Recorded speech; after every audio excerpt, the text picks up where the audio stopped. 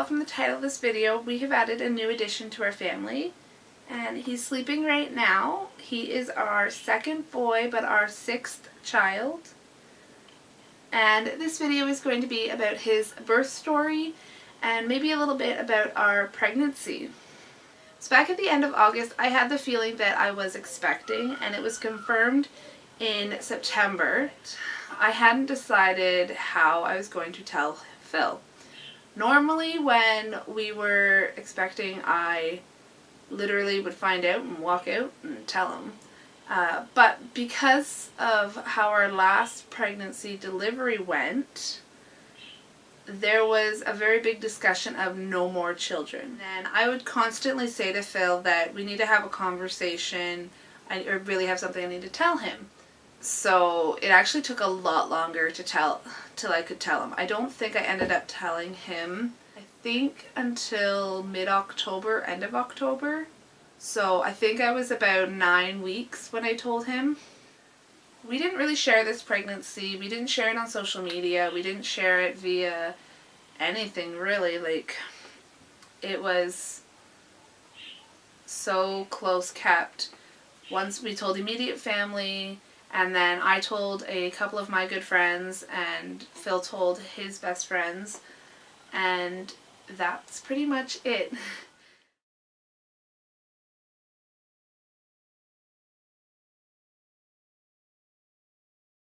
His due date had come and he wasn't coming. I was having like nothing, no contractions, nothing. So when a week went by and there was nothing, like my doctor, I'd seen my doctor and she had set an induction date for the following Wednesday, so that was the Friday.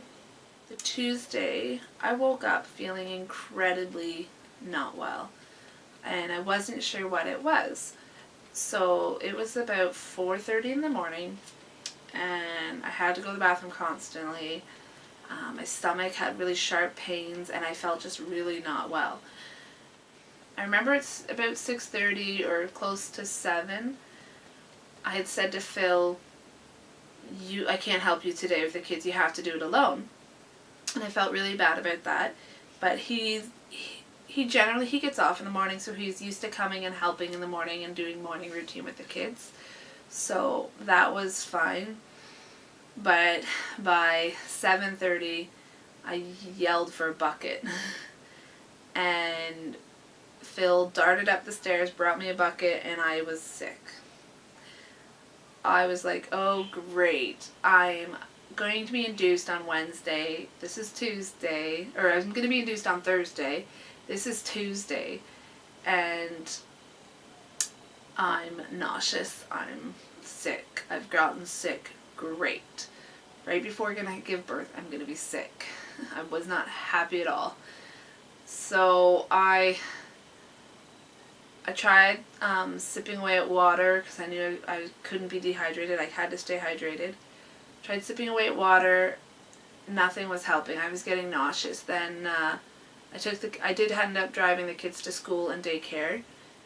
When we got home, I was like, I don't know if these are contractions while we were at the daycare and stuff. So I was timing them, but everything was so irregular. They weren't lasting long. I'd have a 30-second one. I'd have a minute one. And I didn't even really know if they were contractions or if these were just really stomach pains because I wasn't feeling well. I had thrown up a second time now. So then I said, maybe I'll just have a popsicle. I'll get some sugar in me and I'll try to hydrate through a popsicle. Nope, went in a little bit, threw that up. So, and then I was passing in and out most of the morning. My doctor had called me because she wanted to change my induction date to the Wednesday. She wanted me to go in and have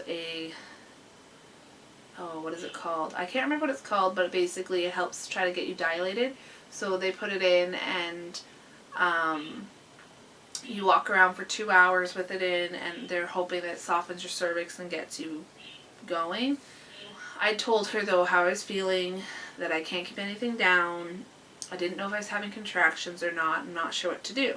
So she basically had told me that just try to get hydrated and If she doesn't see me tonight, she will see me tomorrow. So when she said that to me, I'm like, okay, maybe she does think I'm in labor and she's just not saying it because she doesn't want to give me false hope. So all day long, passing in and out, throwing up, I couldn't keep anything down. We called Phil's mom to come and help because I said, just in case, I really think someone needs to be here in the evening. Also because I'm not feeling well, maybe to help him with the kids so that if I did need any help, he could help me. And so she came, and then my parents surprised and came over. My dad had a meeting, so he ended up having to leave. And then I came into my room to lay down and just try to relax. And that's when contractions started up again. But again, I didn't know if these were contractions or stomach pains. But I couldn't keep anything down, and I knew something wasn't right with my body. So I ended up having Phil bring up Diana, which her routine was to snuggle with me and go to sleep. So while I was laying down with her, my mom had been pressuring Phil to get me to go to the hospital because she was worried about me being dehydrated. I kept brushing it off, but I knew something wasn't right with my body. So when Phil had came up and laid down with Diana to kind of help me a bit, I said, I think when my dad gets back from his meeting, we should drop your mom off at her house and then go down to the hospital and just get myself checked because something didn't feel right. While I'm laying down with Diana trying to get her to sleep, my contractions started to get to be every 4 minutes, and I'm like, oh no, these do feel like contractions, but they're still inconsistent for length. But we finally got Diana down, my dad came, we got in the car, and off my mom, Phil, and I went. And the whole way to the hospital, I had contractions, and it was just like I needed to lay back because I couldn't sit up anymore. It was getting too hard. I get to the hospital, and I say to them, they're like, oh, first baby. I'm like, no, this is my 6th. They're like, oh, okay, we'll get you on a bed and we'll have you checked and get some readings and stuff. And I'm on the bed. My blood pressure was high. My heart rate was really high. And because I was severely dehydrated, those are factors that had happened. And because I was going to be induced the next day, they decided that they wanted to give me an IV fluid for 2 hours, and then have me go in labor on the other floor because they didn't want me to leave. They wanted to be able to monitor me. So we were there for about an hour. When we got there, I was only 4 centimeters dilated. After they gave me the IV fluids, and they also gave me some type of a Gravol. It wasn't Gravol, but it was something else. I remember feeling these really strong pains. And the nurse came in, and the doctor came in and says, yeah, you're not having consistent contractions. We're still going to send you over, but once we're going to wait for the IV fluid to finish. Then the nurse came in, and she said the same thing. And she said my contractions had tapered away and they're not happening anymore. And I don't speak to them when they are there. And I remember hearing Phil and my mom having a conversation, and Phil saying, I don't think the thing's reading her contractions. That caught my attention. So then I was listening to him, but at the same time trying to focus because I was feeling contractions. They were happening quite often and they were quite painful. I was just focusing and breathing through them, remembering my memories that I wanted to remember. But I remember Phil saying that, and then I kind of lost focus. He walked to the other side. I opened my eyes briefly. I saw him walk and read the thing. And then I got a contraction and I started to try to focus again. Phil caught my attention again. He's like, she's having a contraction right now. This thing is not reading it. So when he said that, this contraction was so painful. When it finished, I opened my eyes, I looked over to him, and I said, get them. Walked over to the nurse's station, got our nurse, and said, I don't know what he said, but I remember him coming back, and she goes, oh, something wrong, and he goes, she told me to get you. And she goes, oh, okay, if she's saying it. And then she looks at the screen. She goes, oh, there's no contractions. And he goes, but she said it. And she goes, yep, if she says it, I'm going to check her. So she checked me, and I was 6-7 centimeters dilated. More towards 6. But next thing I know, she's asking, do we have a labor room ready? A wheelchair's brought to me. She wants me to go sit in the wheelchair. I couldn't. I could not close my legs. I wanted them open. And So I'm in this like weird wheelchair. She's holding the blanket over me because she's worried I'm going to give birth right there in the wheelchair because of how quickly these contractions were happening and how quickly I gave birth to my last one. So everyone was aware. I get into the labor room, I'm laying there, and then my contractions just stopped. And it was very confusing. The pains were like these contractions were completely different. The doctor at the hospital came in and I wasn't talking. I guess I had gone completely white. I don't talk in my labors. And the doctor, I guess, kind of was like smacking the side of my face. They were worried that I was like gone. Phil was like, oh, this is how she is. She's in the zone. She's okay. This is her in labor. She's, you know. And I remember opening my eyes because I'd been smacked. And I opened my eyes and Phil's like, he says to them like, oh, I've never seen her open her eyes when she's in labor. And the doctor basically had said to Phil, I remember, oh, I'm glad you're here. Like, I'm glad you're here to tell me that this is what's normal for her, because this isn't normal for us to see. It was just very quiet. And my contractions stopped. So it was really confusing to me. From the time that it took her to check me and then I was in the labor room, I had gone from the 6 centimeters to almost 9 centimeters. And that was less than like 2 minutes. So then for them to just stop, it was really confusing. And then I was having like the weird contractions again, and they were really more strong, but really hard to tell what they were. They were up my back. They would start in the they would start in the middle of my spine, like down at my lower back, and then just, it felt like heat going all the way up. I didn't know what they were. I was like, oh my god, I'm having back pain. Like, that's all my mind's thinking. And I'm like, wait a minute, are these contractions? Basically, it took about 50 minutes for me to go from 9 centimeters to fully 10 centimeters.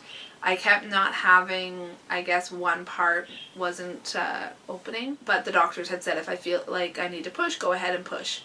I never really got that feeling. Even when I gave birth, like when I started pushing, I never had the feeling I needed to push. It was completely different. It was just like, I kept having these back pains and I'm like, do I need to push? I don't feel like I need to push. And I wasn't doing anything. When it came to when the doctor said, you're fully 10 centimeters, whenever you get the feeling, go ahead. I'm like, you know what, I'm just going to push, like, anytime these pains. That's all I thought. Like, I'm just going to push when these pains start happening.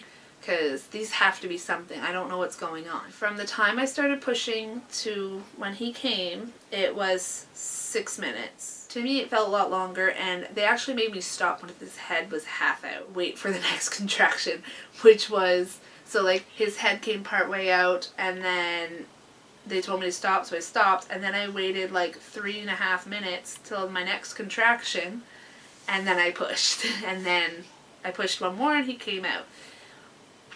It was just so weird and different. Probably the worst pain ever for all of them, because I didn't know, and it's just this massive pain going up your back, and it just doesn't feel right. It was funny because the doctor said to Phil as she was like cleaning him up, do you want to see what it is and tell her? And he goes, maybe. And then I hear him go, it's a boy! I mean, we were happy with both, but because we only have one boy, there was like a part of us that really wanted another boy. They went and measured him, like he was up on my chest for a good hour, measured him. He was 9'7", my biggest baby. 9'7". 9'7". Yeah. I thought 8'13" was big with William. 9'7". There are theories that because I had fluids immediately before he was born, he was kind of plumped up, because he did drop down to 8 pounds 4 ounces. Like when he was about 2 weeks old, he was 8'4", and we started weighing him every day. But so far he has been an amazing little boy. He sleeps a lot. He's very routined already. I've already kind of figured out his routine, so I'm able to put him down, do a few things, tend to the other kids. It's just been a different experience altogether. But yeah, it has been a interesting month. It has been a bit of an exhausting month. William is in love with his baby brother. We weren't sure how he would handle it, but he loves giving him kisses, he loves giving him blankets. He's just very protective though, so anybody who comes up to us and tries to touch Harrison or just look at him, he's got his hands up and he's blocking them. It's cute, but it's also, we're trying to teach him not to do that too much because he's a bit aggressive with it. Diana's a bit of jealousy is happening. She loves him, wants to give him kisses, wants to hold him, but she also sees him nursing all the time and she's missing out on that mummy-daughter time. She doesn't get to go to bed with me and then get moved to her bed, so it's been a transition with her dad. And then the older ones all love him. So as you can see, he is a redhead. And that is, when people do see him in public, that is the first thing they comment on. Because Phil and I are both brunettes. It happened when we had Mary Jane, our third born. She's a redhead as well. She's an auburn red, and he is the orangey red hair. So then everyone is always asking, where's it come from? It's one of those, we both have the genetic gene, so the likelihood is 1 in 4 for us to have a redhead. Our odds have been 1 in 3 so far, so had a dream while pregnant that I had a boy and it was a redhead, so it was kind of really nice. Since his name is Harrison, Phil really likes that he came out red because all of our children have a royal name, and even though Prince Harry's real name is Henry and Harry's kind of a nickname, we chose Harrison because it's a family name of ours and we wanted to keep it within. So, and we know he will get Harry probably as he gets older. But he looks like he's going to be waking up soon, so I think I'm going to end this here. If you have any questions or anything, you can leave them in the comments down below and I'll try to answer them as best as I can. Thanks for watching, and remember, if you want to see more videos, hit that subscribe button.